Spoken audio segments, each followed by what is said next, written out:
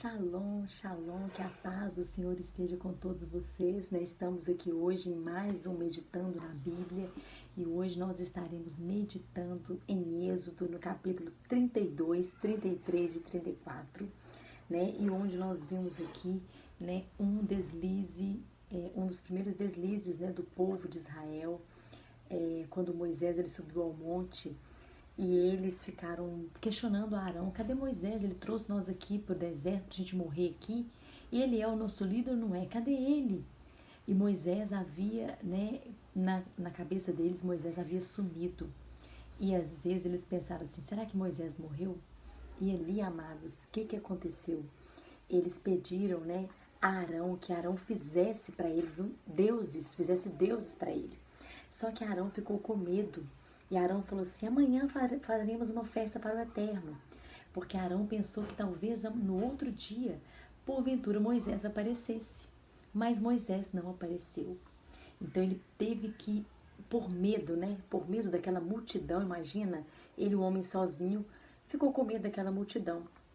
E por medo ele falou: então tá, então vocês vão pegar ouros, né? Peguem os seus ouros e nós vamos fazer um Deus então. E ali, aqui diz, né, no capítulo 32 e no versículo 24, ele diz assim: e eu lhes disse: quem tem ouro, tiram-no, e me deram, e joguei no fogo, e saiu este bezerro. Então, ou seja, olha que coisa. Aqui, né, Arão diz que ele jogou esse ouro no fogo, e desse fogo saiu um bezerro, né? E era, né, um Deus, e são exatamente o formato de um Deus lá do Egito, que eles adoravam, né? Que era um deus boi, que eles adoravam esse boi. Então saiu exatamente esse Deus. E muitos dizem, né, que foram os próprios estrangeiros, né, que vieram juntamente com o povo de Israel, vieram alguns egípcios, e que foram eles que influenciaram o povo de Israel a que fizesse essa estátua, né, a que fizesse esses deuses. Porque eles não estavam ali dizendo: não, nós não vamos crer mais no Deus de Israel. Não, eles queriam continuar crendo no Deus de Abraão, Isaac e Jacó, mas eles queriam ter outros deuses, porque a cultura egípcia, eles eram acostumados a ter vários deuses, eles adoravam vários deuses, eles não entendiam que eles tinham que adorar apenas um Deus.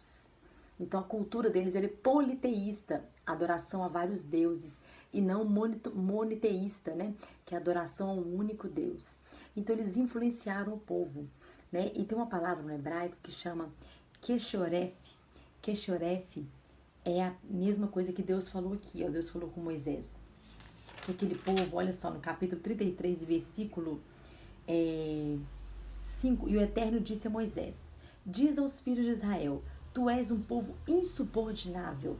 Em algumas versões dizem dura cerviz. Então essa palavra Keshoref é essa característica, né, de dura cerviz, ou seja, tem um pescoço duro, o pescoço é como se fosse um pescoço de ferro, que não se subordina, não se submete ao mandamento de Deus, a direção de Deus. Então Deus falou com ele: esse povo é um povo insubordinável, é um povo queixoref, é um povo que tem dura cerviz, é um povo que não ouve. Então o que é uma pessoa queixoref? É uma pessoa que está na cara dela, né? Ela vê as pessoas dizerem para ela que ela está errada, ela ouve, né? Ela vê na cara dela que aquele comportamento está errado, mas mesmo ela vendo, mesmo ela recebendo direção, conselho de alguém dizendo isso está errado e não pode ser assim, ela insiste em fazer. Um exemplo: uma pessoa diabética, ela sabe que ela não pode comer açúcar, ela já sabe, o erro está ali na frente dela, a situação está na frente dela, mas mesmo ela sabendo, ela insiste em comer açúcar. Então, ou seja, ela tem aquela dura cerviz, ela não quer se subordinar àquela orientação médica, né, que ela não pode comer açúcar, que ela tem que usar outras alternativas, né, de outros alimentos. Então, ou seja, a pessoa que é xoref, ela é assim, ela é insubordinável, ela tem ela tem a cerviz como se fosse de ferro. Ninguém consegue trazer a ela o arrependimento. E a pessoa, assim, ela não consegue se arrepender. Ela não consegue enxergar que ela precisa mudar, que ela precisa se arrepender, que ela precisa mudar o seu comportamento. Então, aquele povo era queixorefe. Eles não ouviam o que Deus falava. Então, o que mais aborreceu a Deus, Deus queria exterminar o povo, foi pela oração de Moisés que Deus não exterminou aquele povo, porque o que mais estava atribulando, que estava cansando Deus, era essa característica daquele povo. Não foi nem tanto o bezerro de ouro, era essa insubordinação que esse povo tinha o tempo todo. Então Deus já estava cansado desse povo. Né? Só que Moisés falou, mas esse povo não é meu, esse povo é seu. Então o Senhor tem que... Agora joga nós aqui no deserto e mata nós. O que Faraó vai pensar de nós? O que Faraó vai pensar do Senhor? Que Deus é esse? Tira aquele povo e agora mata o povo no deserto?